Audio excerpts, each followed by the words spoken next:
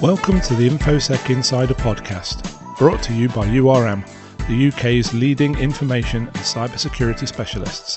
Hi, my name's Annie, and I'm here today with Alastair, Stewart and Tibor, Laczko, who are both senior consultants and QSAs with us at URM. Welcome to another episode of InfoSec Insider. So today we're going to be looking at some of the more niche and unusual questions associated with PCI DSS. So my first question for you both is, what is the strangest misconception you have ever heard about PCI DSS and cardholder data security? I mean, the most common one is we don't have card data, so why should we care? But that's not necessarily strange. That's the most common one. Why do I have to care about PCI? I don't see cardholder data. Yeah. Or I'm not involved in payments, even though they are tangentially involved. But you often get, I've had clients come to me with sort of other cards, like non-PCI sort of, they come and say, well, hang on, shouldn't we include these cards? Like, shouldn't we include store cards? Shouldn't we include fuel cards? Should we include this? When they're clearly not credit or debit cards, they're specific cards.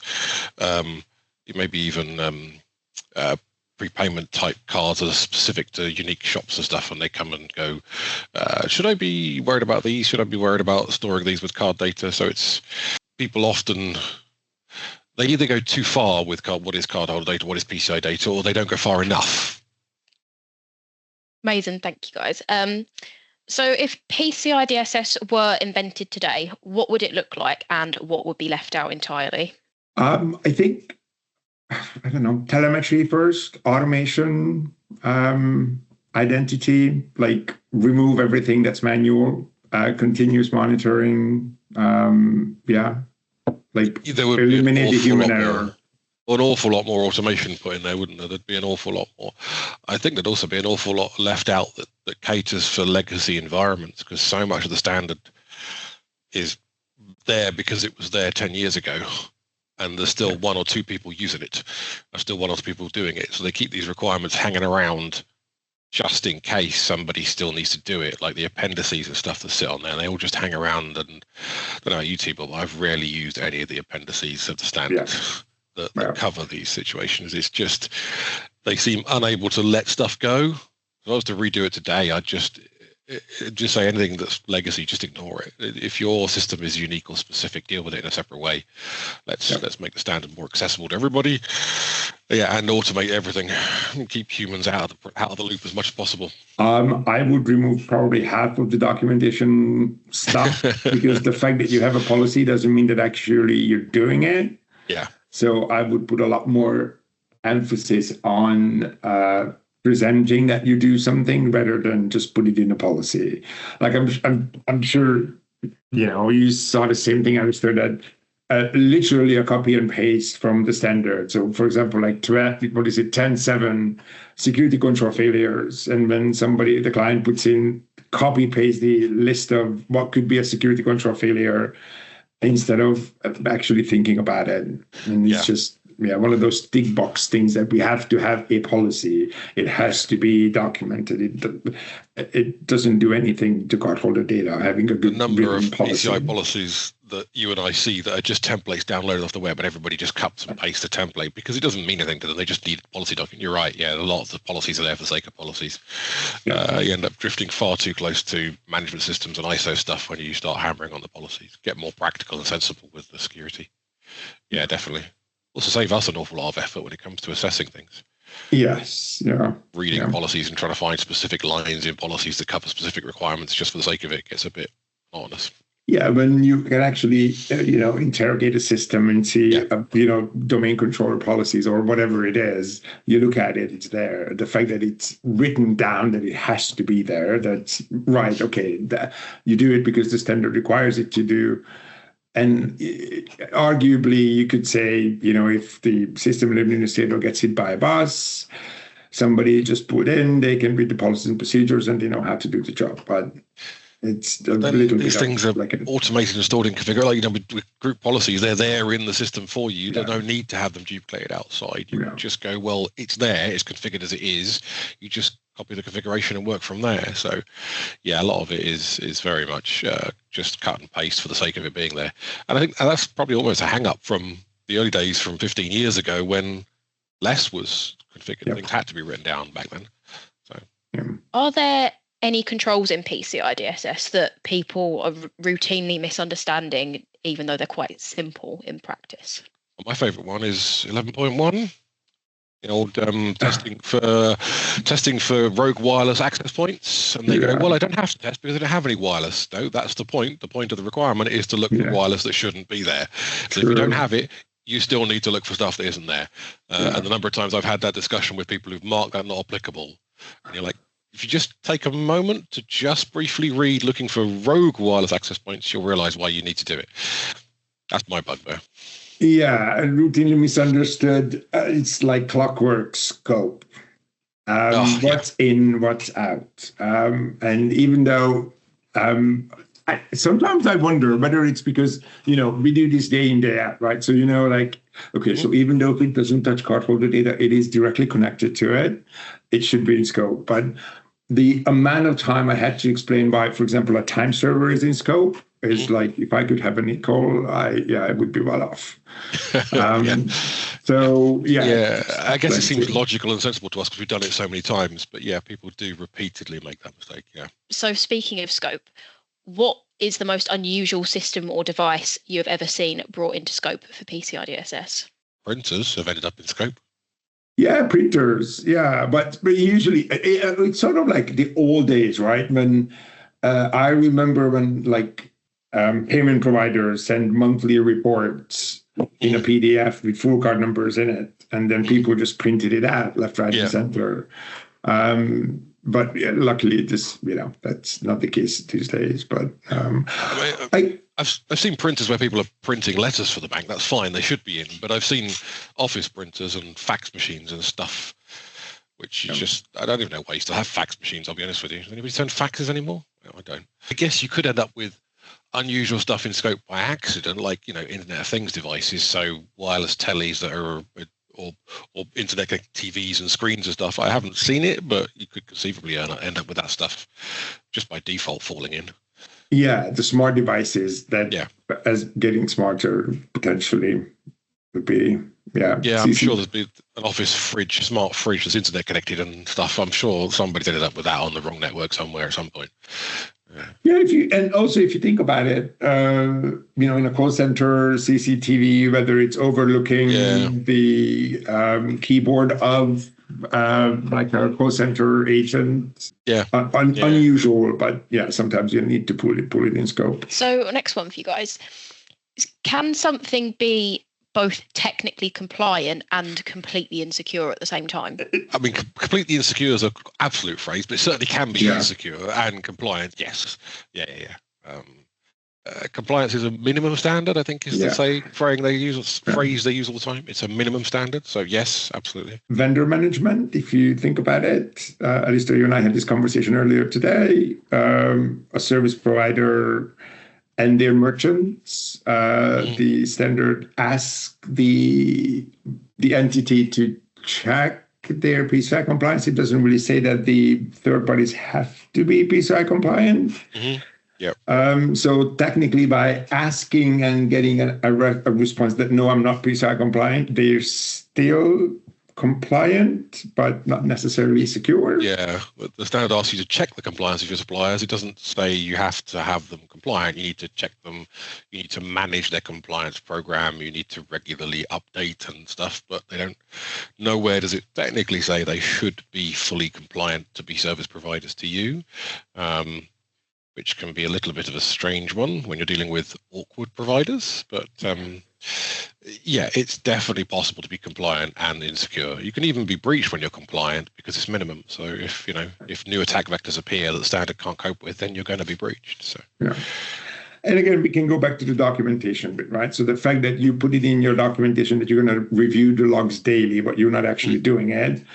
You can document and do something, but it doesn't mean it actually works. Amazing. Thank you, guys. So next one is, why does PCI DSS still cause so much confusion compared to other security standards? Because it's big. I think it covers everything, technical, operational, it's top to bottom, pretty much. It's what is it, like an inch deep and a mile wide, or what do they normally say? They do use that kind of phrase, because it tries to cover every possible payment system in one standard, and so invariably there's a bunch of requirements that don't apply to any given merchant, and it's working that out. Although I think the confusion mostly, I'd go back to scoping, like you said earlier, Tibor, confusion over what does it apply to, because if you don't know the details of how to scope, then when you start applying 300 odd requirements to an incorrectly defined scope, you're going to end up with a mess. Yeah. So I go back and say, look, scope and it's just people not understanding scope, because scope for other systems tends to be much broader. Yeah. ISO standards tend to cover the whole management system. They don't cover specific bits of that system or specific bits of data. They just cover data in general. So they get much broader. And if you think, like an ISO, it's your statement of applicability. It's your decision what you're going to pull into your scope. With PCI, it's not your decision. It's whatever process payment cards or whatever has the ability to impact the security of the data. It's a lot stricter. It's a lot more rigid than ISO or any other regulatory standard, I believe. There's always some flexibility. Yeah, you don't get much of a choice of what's in scope. It's determined for you, and you've got to work that out. It's not a case of your opinion matters when it comes to what's in scope, because it doesn't. It's what the standard says is in scope. So can a business be too compliant to the point where it becomes inefficient without improving security? Yeah, absolutely. I mean, we always try and approach PCI DSS in a more practical manner in terms of making sure that the business can still function. But yes, security can absolutely get in the way of business processes if it's done badly. I guess the first thing that comes to mind to me is like change control. When you have CAB, you have you can very easily over-engineer the entire process of how to report change, how to approve change, and it just needs to go round and around before it's actually get approved. But I'm sure there are, plenty of other. Well, I've seen complicated change control processes. That means it's hard to get the patching done inside a month because you have to get through so many people to get the patch approved. Yeah, that would be a reasonable example of that. I don't know whether a business can become too compliant in that sense, because generally speaking, you're either compliant or you're not. It's true. It's the same thing as like you can't give 110%. It doesn't exist. Like you're either compliant or you're not. That's one of the things, I guess, that causes confusion in PCI DSS. Back to that previous question, is other standards are more grey in meeting them. You can you can meet them but not be quite there. You can do better. PCI DSS doesn't have a mechanism for that. You either are compliant or you're not, and one failure means you're not. That's it. It's black and white. There's no, you're okay, but you could do better. And I don't know about you, Tibor, but there's a number of my clients, I'm like, technically you're compliant, but you really could do much better than this. But the standard doesn't have that mechanism in it. So, but if we would choose to go down in the rabbit hole and talk about partial assessments being compliant with the with version 4, that's a possibility. Potentially you are I guess it's a whole other kind of war there. Maybe some other time we can talk about that. So is there a hypothetical universe in which a PCI DSS assessment finishes early and without any follow-up queries? Ones without any follow-up queries, yes, if the client's well prepared. Early, I don't know any have finished. I think sales, it's, clients are very savvy. I remember 2 decades ago, well, maybe not nearly that, like 10, 15 years ago, there were a lot more time allowed for an assessment. So there was a possibility that you actually finish early. I think these days, these assessments are scoped and, sold to be done. I think the best case scenario that we can hope for is it's done on time. Like you finish everything without a follow-up.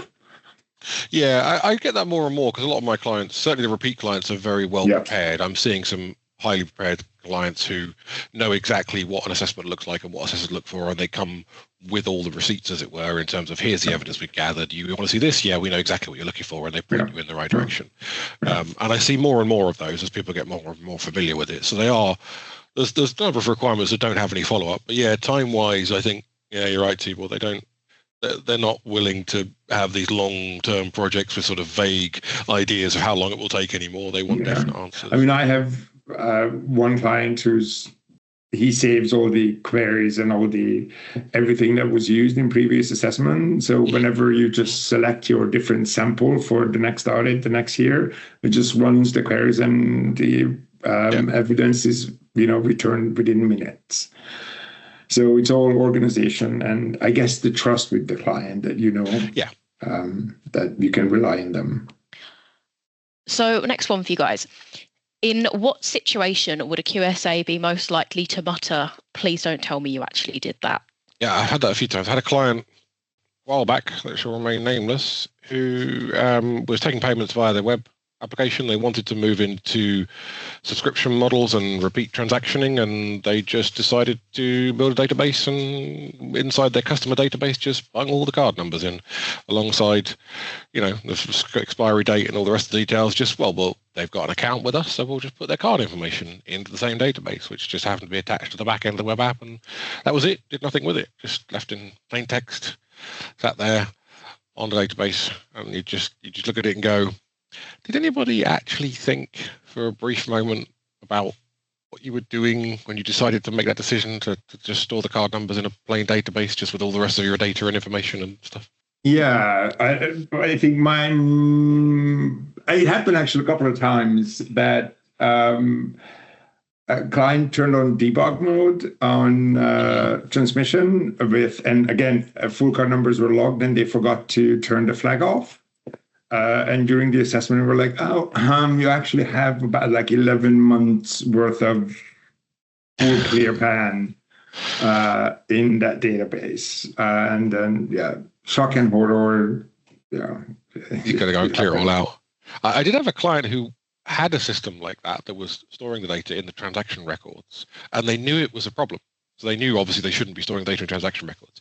So their solution to the problem wasn't to rewrite the code so that it didn't put the card information into the transaction records, but they rewrote a new piece of script that would simply clear the database down of all transaction data every 5 minutes. So they would clear it down again. They considered that was secure because they were clearing the data down every 5 minutes. Not that you had 5 minutes worth of transactions stored in your database with full card numbers and details before it was wiped down every 5 minutes, but that was there. So rather than just take out the bit of code that puts the card number into that record in the first place. Some strange ways of solving a problem and don't actually solve it. It's usually involving storing card data because you just assume that the clients must know the card data has to be secured wherever it is. That's the whole point of PCI DSS. Yeah. So that's where we tend to sort of just go open mouth for a bit and go, okay.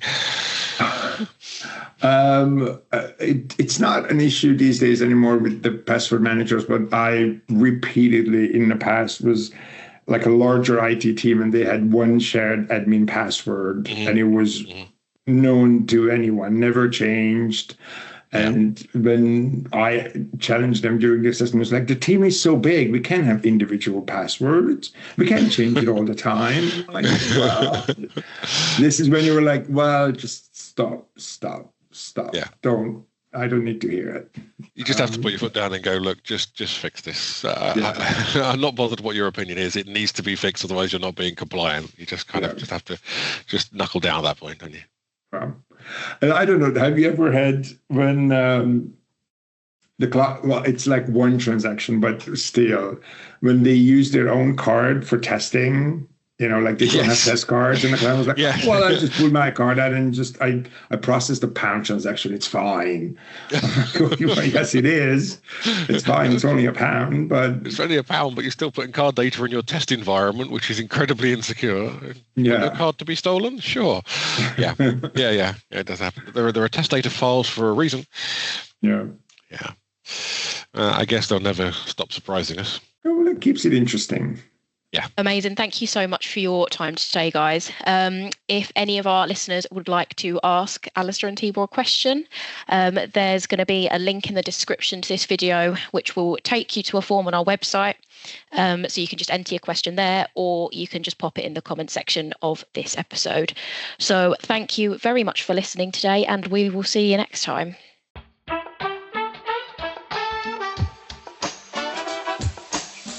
If you've enjoyed this podcast, we would really appreciate it if you could spare a moment to leave a rating or review at ratethispodcast.com/InfoSec Insider. To listen to more episodes, you can find us on Spotify, Apple Podcasts, YouTube, and Podbean. Thank you for listening to URM's InfoSec Insider podcast.